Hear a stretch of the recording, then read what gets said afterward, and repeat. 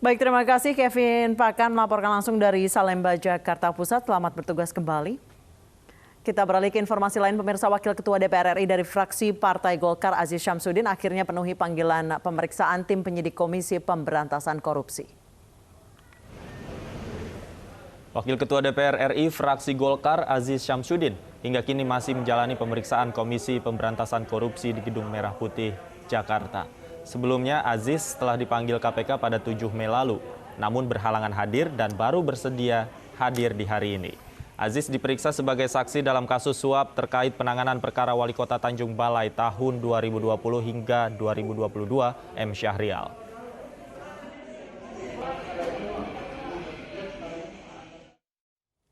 Dan kita akan langsung melihat bagaimana perkembangan proses pemeriksaan Aziz Syamsuddin di KPK. Sudah ada rekan kami Revika Sibarani di sana. Revika, apakah pemeriksaan Aziz Syamsuddin masih berlangsung hingga sore hari ini? Ya, Davi, Anissa dan pemirsa, benar sekali bahwa Wakil Ketua DPR RI Aziz Syamsuddin pada hari ini memenuhi panggilan penyidik KPK setelah sebelumnya Jumat 7 Mei silam ini mangkir dari panggilan penyidik, di mana pada hari ini Aziz tiba di Gedung Merah Putih KPK tepatnya pada pukul 8.40 pagi.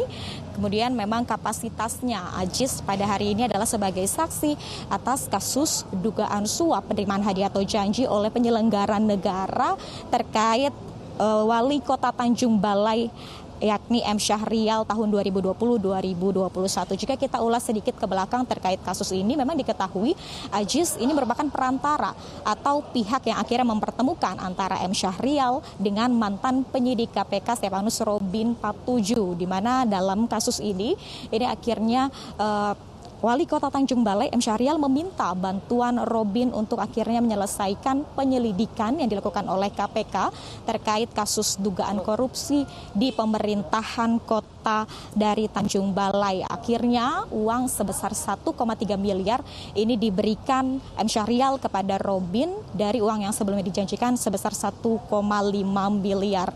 Dan memang dapat diketahui bahwa Aziz Syamsuddin ini memang mempertemukan keduanya ini di rumah dinasnya pada Oktober 2020 silam di kawasan Jakarta Selatan begitu. Dan memang hingga saat ini diketahui ada 3 orang tersangka yang sudah ditetapkan oleh KPK, diantaranya adalah mantan penyidik KPK Stefanus Robin Patuju, kemudian juga Wali Kota Tanjung Balai M. Syahrial, dan juga 1 orang pengacara yang Robin kenalkan kepada M. Syahrial bernama Maskur Hussein, di mana keberadaan Maskur Hussein ini adalah untuk membantu menyelesaikan masalah dari M. Syahrial, yakni dengan membuat komitmen.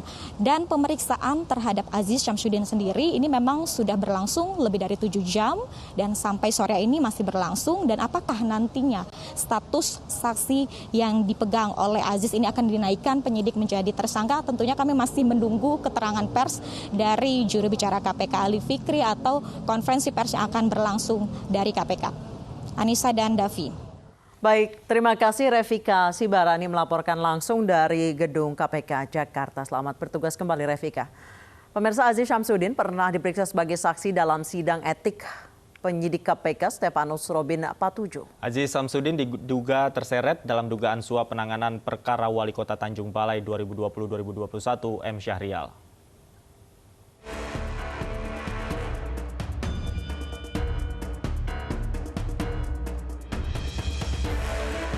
Wakil Ketua DPR RI Aziz Syamsuddin sempat diperiksa sebagai saksi dalam sidang etik penyidik KPK Stefanus Robin Patuju soal dugaan suap penanganan perkara Wali Kota Tanjung Balai pada 17 Mei 2021 lalu. Aziz diduga terseret dugaan suap penanganan perkara Wali Kota Tanjung Balai 2020-2021 M. Syahrial. KPK menduga pertemuan Syahrial dan Stefanus di rumah dinas Aziz pada Oktober 2020. 28 April lalu KPK menggeledah ruang kerja Aziz di gedung MPR DPR. Sejumlah barang dibawa oleh petugas. Di waktu bersamaan juga rumah dinas Aziz Syamsuddin juga digeledah dan sejumlah berkas disita penyidik KPK. KPK juga mencegah Aziz bepergian ke luar negeri selama 6 bulan per 27 April lalu. Sebelumnya KPK juga telah memanggil Aziz Syamsuddin sebagai saksi atas perkara korupsi jual beli jabatan di Tanjung Balai, tetapi Aziz mangkir dengan alasan adanya agenda lain. Tim Liputan iNews melaporkan.